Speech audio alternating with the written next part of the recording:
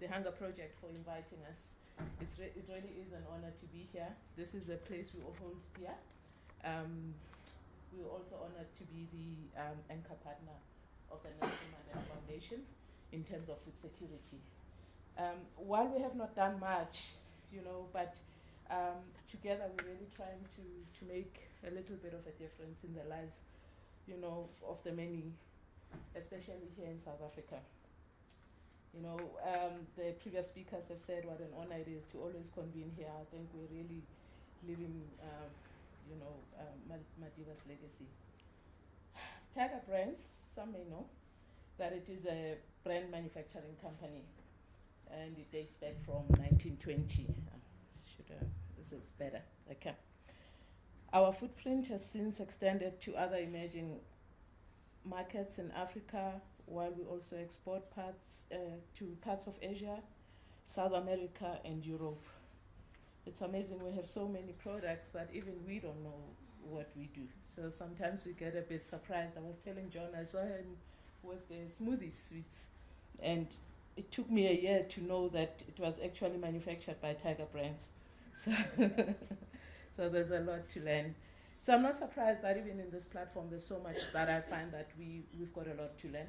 One thing that gives me comfort is that perhaps through platforms like this we'll slowly get to some kind of commonality.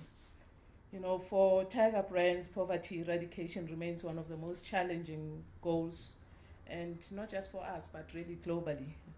And I think Nobutula had some couple of stats in terms of how many people go hungry. And we are finding that, while we are looking at rural issues and challenges that rural people face, in the South African context, we're also finding that a lot of people leave rural areas to come to the urban areas to seek, hope, employment, and success, and they get here and not find it, and then we're stuck with people with no jobs, people who are hungry.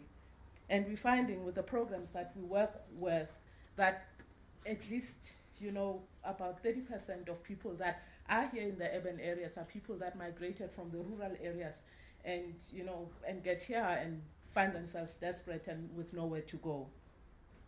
So our deliberate focus on food and nutrition security is really aligned or speaks to what the National Development Plan within the South African context speaks to.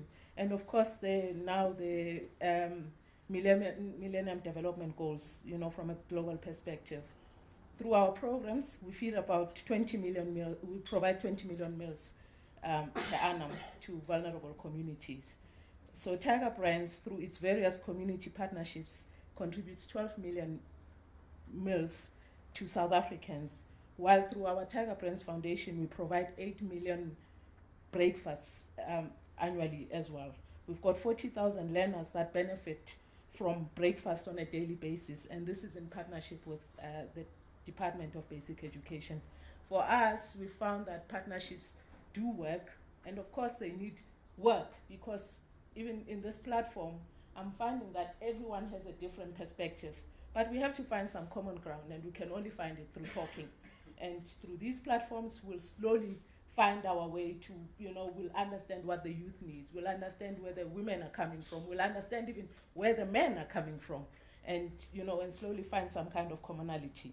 So what we are finding, or we found as a challenge, is that we thought we were doing great. We were providing meals to so many people per annum, but we are not providing an enabling environment for the community, for these communities to become more sustainable.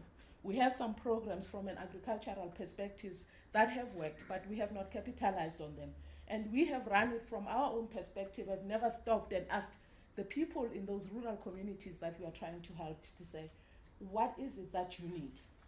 Where are your needs? Where are your challenges? Where are the shortcomings? And of course, we work with the Department of Agriculture, and I was listening to the lady there saying that perhaps what the department is providing to them is not even what they need. So we have to have different discussions at different levels with all the various stakeholders, across various levels. So, it's really overwhelming.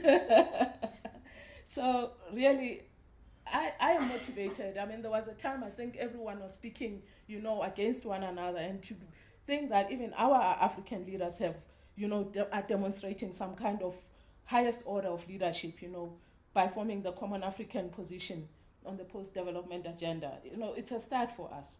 It means that we are not waiting for people to tell us what to do, but we are really trying to find a way of really defining our own future, about our own lives, about our own children, about our own societies. So, there's so much that we can do for our own continent, and there's so much we can actually teach our leaders about, what needs to happen.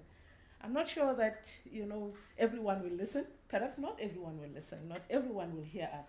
But if we perhaps start hearing one another, and, sort of learn from one another and, think about things differently and, have more tolerance about where people are coming from, we are getting closer to, to closing that gap that supposed to, sort of get smaller and smaller through dissemination of information, but it's somehow getting, wider, in some aspects. So we really need to find a way of finding common ground. And in my opinion, I don't think we'll always agree, but gatherings such as this one and many others that we should have and, sort of force ourselves to having, it's a good place to start.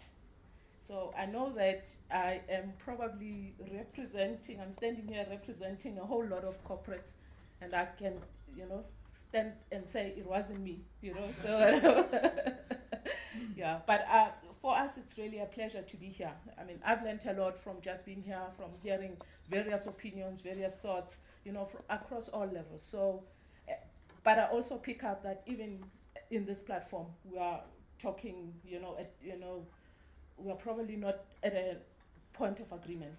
So there's a whole lot of discussions that need to happen going forward as well. And yeah, I'll leave it at that. Okay, thank you so much.